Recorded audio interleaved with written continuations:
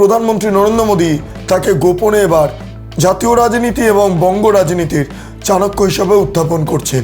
শুভেন্দু অধিকারী একটা গোপন অপারেশন চালালেন, যে অপারেশনের নাম অপারেশন লোটাস। লোকসভার অভ্যন্তরে বিভিন্ন বিল পাস করানো, তা নিয়ে বারবার বাধার সম্মুখীন হচ্ছিলেন প্রধানমন্ত্রী নরেন্দ্র মোদী, এনডিএ সরকার, বিজেপি সরকার। তৃণমূলের বিক্ষুব্ধ সাংসদ যারা এনসিপিআইতে যোগদান করেছেন, সেই 22 জন সাংসদের সমর্থন যখন এনডিএতে মিলছে, তখন প্রধানমন্ত্রী নরেন্দ্র মোদী কিছুটা আশ্বস্ত হয়ে গেলেন। শুভেন্দু অধিকারী যাচ্ছেন দিল্লিতে, তাদের সাথে মিট করছেন যারা তৃণমূল কংগ্রেস করতেন, এই সায়নী ঘোষ হোক, শতাব্দী হোক, ইত্যাদি ইত্যাদি হোক, যাদেরকে শুভেন্দু অধিকারী সহ্য করতে পারতেন না, তাদের সাথেও মিটিং করছেন। তার কারণ জাতীয় স্বার্থে। এই অবস্থায় দাঁড়িয়ে শুভেন্দু অধিকারী কার্যত চাণক্যে পরিণত হচ্ছেন।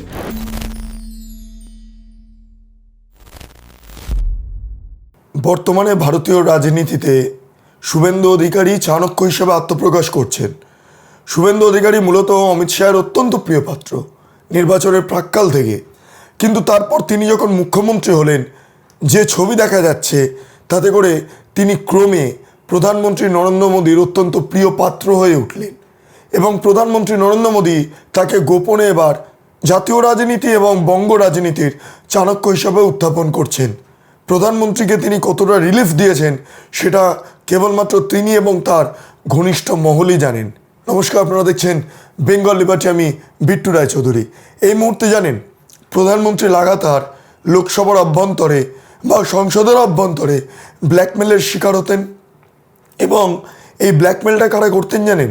সেটা হচ্ছে তেলেগু দেশম পার্টি এবং জনতা দল ইউনাইটেড। কেন জানেন? কারণ তাদের সঙ্গে জোট করে প্রধানমন্ত্রী নরেন্দ্র মোদী এনডিএ সরকারকে চালনা করছিলেন, এবং এই দুজন বারবার একটা ব্ল্যাকমেলিং করতেন। এটা করলে ওটা হবে, ওটা করলে সেটা হবে, সেটা করলে অমুক হবে, অমুক করলে তমুক হবে। এই একটা ব্ল্যাকমেলিংয়ের অবস্থা গড়ে তুলেছিলেন, যাতে করে প্রধানমন্ত্রী এনডিএ সরকার টানতে গিয়ে বারবার বাধার সম্মুখীন হচ্ছিলেন। তিনি দীর্ঘদিন ধরে চাইছিলেন সেটা যাতে কাটিয়ে ওঠা সম্ভব হয়, কিন্তু হচ্ছিল না। প্রবলেম থেকে গিয়েছিল, নানা সমস্যা থেকে গিয়েছিল, এবং আজকের দিনে দাঁড়িয়ে যখন বঙ্গ রাজনীতিতে বিজেপি থাবা বসালো, বিজেপি পদ্মফুল ফোটালো পশ্চিমবঙ্গে, তখন শুভেন্দু অধিকারী একটা গোপন অপারেশন চালালেন, যে অপারেশনের নাম অপারেশন লোটাস বা অপারেশন পদ্মও বলা যায়। সেটা কি? আপনারা কয়েকদিন ধরে দেখছেন বিধানসভার অভ্যন্তরে নব তৃণমূল কংগ্রেস গঠন হয়ে গেল।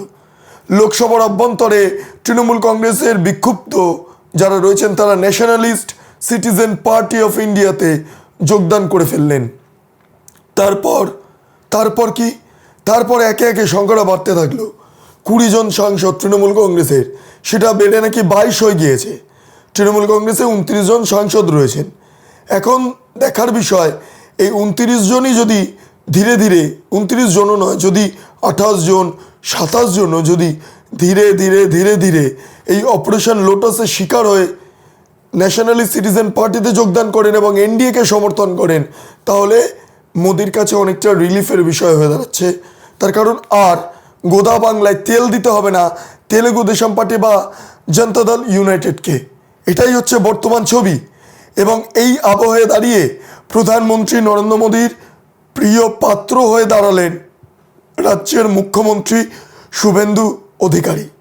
আপনারা জানেন যে এই মুহূর্তে ভারতীয় জনতা পার্টির হাতে 240টি আসন রয়েছে, তেলেগু দেশম পার্টির আন্ডারে রয়েছে 16টি আসন, জনতা দল ইউনাইটেডের আন্ডারে রয়েছে 12টি আসন, এবং অন্যান্য আদার পার্টনার্স যারা রয়েছে এনডিএর, তাদের হাতে রয়েছে 25টি আসন। হ্যাঁ, একক সংখ্যাগরিষ্ঠতা বিজেপির নেই, ফলে বিজেপিকে অত্যন্ত চাপের মধ্যে বিভিন্ন বিল পাশ করাতে হচ্ছে। তার মধ্যে তৃণমূল কংগ্রেস মহিলা সংরক্ষণ বিল নিয়ে এতটাই সমস্যা তৈরি করলো যে বিলটা লোকসভাতে পাসই হতে পারলো না। এক্ষেত্রে দাঁড়িয়ে বিভিন্ন রকম কার্যকলাপ লোকসভার অভ্যন্তরে বিভিন্ন বিল পাস করানো, তা নিয়ে বারবার বাধার সম্মুখীন হচ্ছিলেন প্রধানমন্ত্রী নরেন্দ্র মোদী, এনডিএ সরকার, বিজেপি সরকার, এবং ব্ল্যাকমেলের শিকার হচ্ছিলেন। অমুক করলে তমুক হবে, তমুক করলে তমুক হবে, এবং তেলেগু দেশম পার্টি আর জনতা দল ইউনাইটেডকে বাদ দিয়ে এনডিএ এগোতে পারছিল না। কিন্তু আজকে যখন এনসিপিআই এর মাধ্যমে আরও 22টি সাংসদের তৃণমূলের বিক্ষুব্ধ সাংসদ যারা এনসিপিআইতে যোগদান করেছেন, সেই 22 জন সাংসদের সমর্থন যখন এনডিএতে মিলছে, তখন প্রধানমন্ত্রী নরেন্দ্র মোদী কিছুটা আশ্বস্ত হয়ে গেলেন, না এবার বাধা কম পড়বে, ধীরে ধীরে পাওয়ার বাড়ছে। আরও অন্যান্য বিভিন্ন রাজনৈতিক সংগঠনও তারা এনডিএকে সমর্থন জানাতে শুরু করেছে। যেমন একটা বিষয় আপনাদের বলছি, শিবসেনার তরফে যেটা ছিল শিন্ডে লবি, সেটা আপাতত 7খানা সিট পেয়েছে। লোক জনশক্তি পার্টি যেটা রামবিলাসের, সেটা হচ্ছে 5খানা সিট পেয়েছে। ফলে সবটা মিলিয়ে না এই মুহূর্তে বঙ্গ রাজনীতি এবং আন্তর্জাতিক রাজনীতি বা দেশীয় রাজনীতিতে সব দিকে নজর রয়েছে এনডিএর জোটটা, এবং এনডিএ কতটা আরও স্ট্রং হতে পারে, আরও কতটা স্ট্রং হতে পারে, এটা নিয়ে বিভিন্ন আলোচনা চলছে। প্রধানমন্ত্রী নরেন্দ্র মোদী তিনি লোকসভা নির্বাচনের প্রাক্কালে সেই অর্থে হয়তো এই রাজ্যের পরিস্থিতি বা শুভেন্দু অধিকারী নিয়ে অত বেশি মাথা ঘামাননি, কিন্তু শুভেন্দু অধিকারী অমিত শাহের অত্যন্ত কাছের মানুষ ছিলেন। শুভেন্দু অধিকারী যে লিডার সেটা অমিত শাহ বুঝতে পেরে শুভেন্দু অধিকারীকে সেই জায়গাটা দিয়েছেন, এবং শুভেন্দু অধিকারী সেই জায়গাটা তৈরিও করে নিয়েছেন।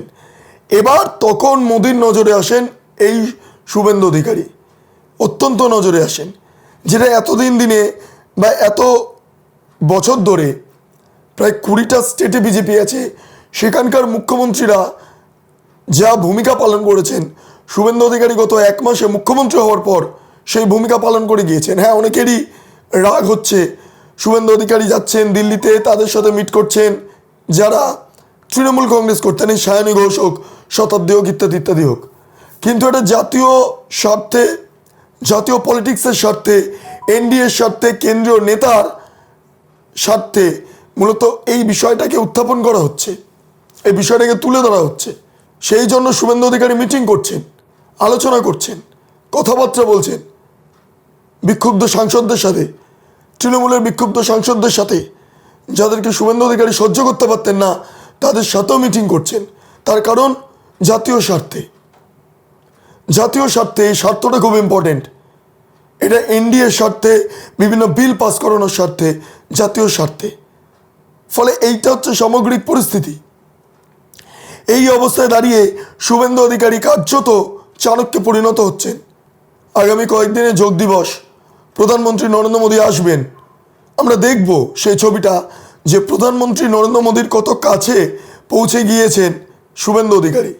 বডি ল্যাঙ্গুয়েজের মাধ্যমে প্রকাশ্যে আসবে গোটা বিষয়টা, এবং সেই দিকে আমরা তাকিয়ে থাকবো। অবশ্যই আমরা আরও ছবিটা দেখব, এবং শুভেন্দু অধিকারী যে নিজের জায়গাটা ঠিক একটা নির্দিষ্ট পয়েন্টে গিয়ে তুলে ধরেছেন, কেন্দ্রীয় নেতৃত্বের আস্থাভাজন ব্যক্তিতে নিজেকে রূপান্তরিত করেছেন, সেটা এই অপারেশন লোটাসের মাধ্যমে প্রকাশ্যে এলো।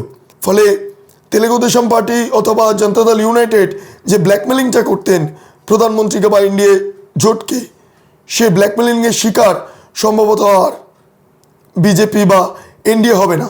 শুধু এখানেই নয়, এর বাইরেও আমরা যদি একটু লক্ষ্য করি, বর্তমানে তৃণমূল কংগ্রেস বিধানসভার অভ্যন্তরে 2টি গোষ্ঠীতে বিভক্ত।